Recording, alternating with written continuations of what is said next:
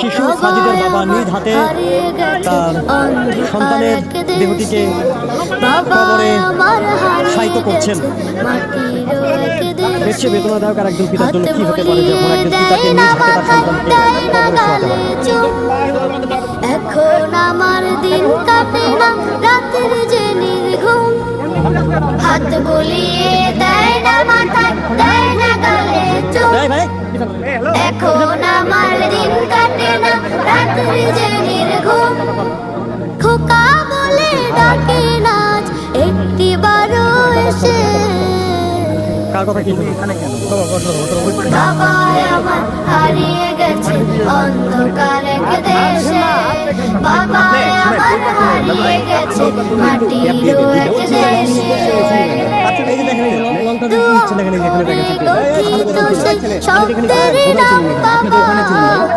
ভাই কবরস্থানে দাঁড়ায় কথা বলবেন না। কি যে অথবা কি বলছেন, কি বলছেন ভাইয়া